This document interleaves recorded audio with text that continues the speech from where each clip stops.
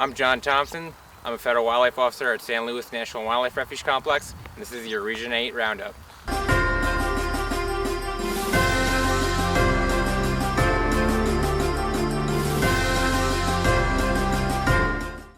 Staff from the Carlsbad Fish and Wildlife Office and the San Diego Bay National Wildlife Refuge, along with a cluster of media outlets, were on hand at the Naval Air Station North Island to welcome Solstice, an endangered olive ridley sea turtle rescued from the cold waters of the Pacific Northwest. The female sea turtle was found dehydrated with a body temperature 15 degrees below normal on the winter solstice, December 21st. It is believed that she followed warm currents up the coast but soon found herself in chilly waters, dehydrated and near death. After initial treatment by wildlife professionals at the Oregon Coast Aquarium, the endangered turtle caught a flight on a Coast Guard C-130 training flight and landed safely at the air station. From there, she was transported to SeaWorld San Diego to continue her rehabilitation. With the help of the Pacific Region and Pacific Southwest Region of the U.S. Fish and Wildlife Service, the Oregon Coast Aquarium, SeaWorld, the United States Navy, and the United States Coast Guard, this turtle is on the road to recovery and eventual release back into the wild this summer.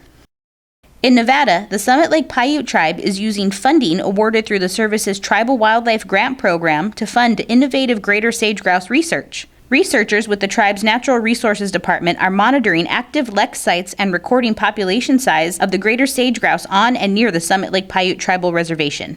Researchers are also placing radio collars on sage-grouse to gain more insight into the bird's habitat needs throughout the year. An important part of the effort to conserve the sage-grouse is knowing where critical habitat is located, so researchers use a telemetry antenna to track each collared bird by the unique radio signal the bird's collar emits. Studies like this help land managers prioritize habitat improvements based on factors like where sage-grouse nest and raise their young. The tribe is part of a large community of private landowners and state and federal wildlife agencies that share sage-grouse data and resources to help conserve sage-grouse and other native species of the West.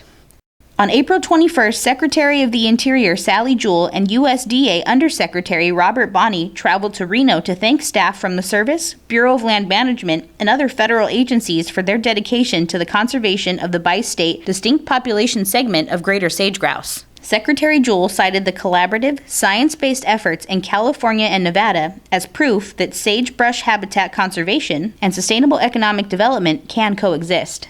Secretary Jewell also pointed to the voluntary steps taken by the state and private landowners as a reason that the bi-state DPS population of greater sage-grouse no longer faces the threat of extinction and does not require federal protection.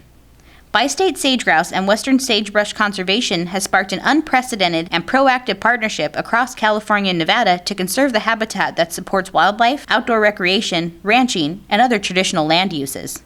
Throughout the region, team members from the Connecting People with Nature program have developed educational kits designed to travel to schools, fairs, and other places where service staff engage with the public. Each kit is designed to inform the public about a different aspect of conservation, and kit themes include an introduction to birds, wildlife, pollinators, and the illegal wildlife trade. Other educational resources are available, such as coloring sheets, word searches, and service ambassador costumes like Puddles the Blue Goose and Fiona the Fisher.